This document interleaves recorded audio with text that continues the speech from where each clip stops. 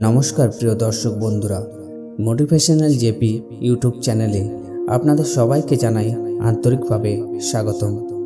বন্ধুরা, আজ আমি আপনাদের এমন একটি রহস্যময় কাহিনী শোনাতে চলেছি যা শুনলে আপনি হয়তো বিশ্বাসই করতে পারবেন না।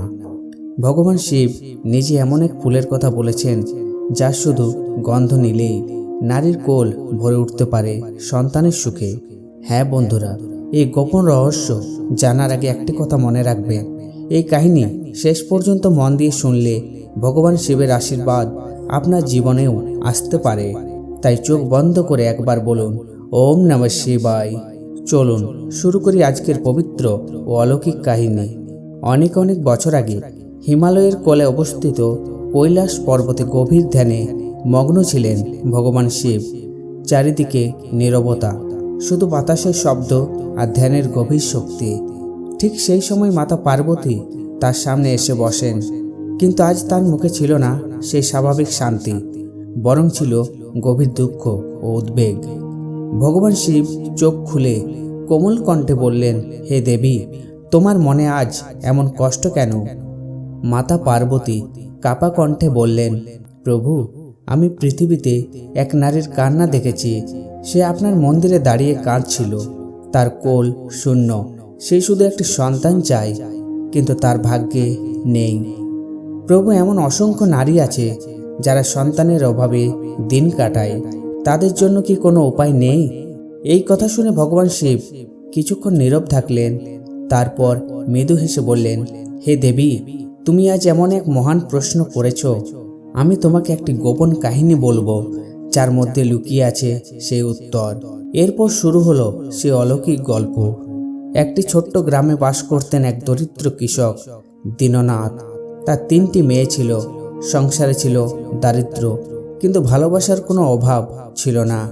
তার মধ্যে সবচেয়ে ছোট মেয়ে বিমলা ছিল ভীষণ সরল, দয়ালু এবং ভগবান শিবের এক কনিষ্ঠ ভক্ত। প্রতিদিন সকালে উঠেই শিবের নাম জপ করত, ওম নমঃ শিবায়, ওম নমঃ শিবায়, ওম নমঃ শিবায়। একদিন তার বাবা মাঠে কাজ করতে গিয়ে কাপড় ফেলে রেখে চলে আসেন। বিমলা সেই কাপড় আনতে যায়, কিন্তু সেখানে গিয়ে সে যা দেখল তা দেখে যে কোনো মানুষ ভয়ে চিৎকার করে উঠত। একটি বিশাল কালো সাপ সেই কাপড়ের ওপর কুণ্ডলি পাকিয়ে বসে আছে। কিন্তু আশ্চর্যের বিষয়, বিমলা ভয় পেল না। সে ধীরে ধীরে হাত জোড় করে বলল, হে নাগ দেবতা, এটি আমার বাবার কাপড়, আপনি দয়া করে সরে যান।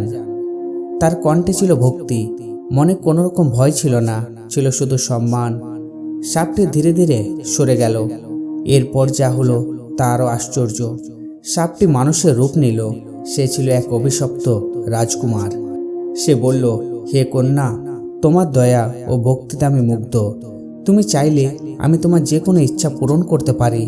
কিন্তু বিমলা কিছুই চাইল না, শুধু বলল, আমি শুধু তোমাকে এই অভিশাপ থেকে মুক্তি পেতে সাহায্য করতে চাই। এই কথায় রাজকুমার আরও মুগ্ধ হলো।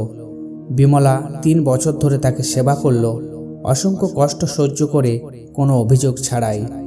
অবশেষে একদিন রাজকুমার তার আসল রূপ ফিরে পেল। তাদের বিবাহ হলো, তারা সুখে থাকতে লাগলো। কিন্তু একটাই দুঃখ ছিল, তাদের কোনো সন্তান হচ্ছিল না। দিন কাটতে লাগলো, বছর কেটে গেল। একদিন তাদের প্রাসাদে এক মহান সাধু এলেন। বিমলা তার সেবা করলো আন্তরিকভাবে, খাবার দিল, বিশ্রাম দিল। সাধু সন্তুষ্ট হয়ে বললেন, হে কন্যা, আমি তোমার দুঃখ বুঝতে পারছি। আমি তোমাকে এমন একটা উপায় বলবো যা খুব কম মানুষই জানে। বিমলার চোখে আশার আলো জেগে উঠল।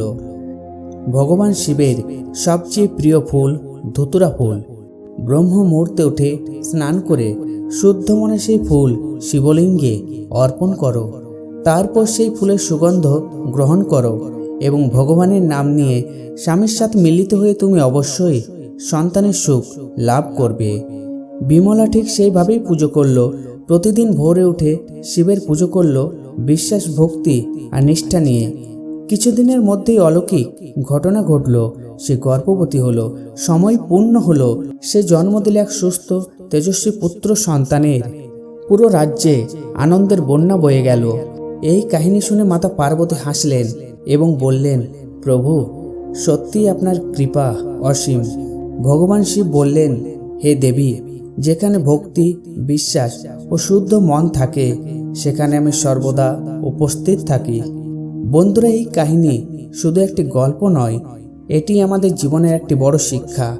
ভক্তি থাকলে অসম্ভবও সম্ভব হয়, বিশ্বাস থাকলে পথ নিজেই তৈরি হয়, আর ঈশ্বরের প্রতি শ্রদ্ধা থাকলে জীবনের অলৌকিক ঘটনা ঘটতেই পারে। যদি এই কাহিনী আপনাদের ভালো লেগে থাকে তাহলে ভিডিওটি লাইক করুন, আপনার প্রিয়জনদের সাথে শেয়ার করুন, আর মোটিভেশনাল জেপি চ্যানেলটি সাবস্ক্রাইব করতে ভুলবেন না। শেষে আরেকবার বলুন, হর হর মহাদেব।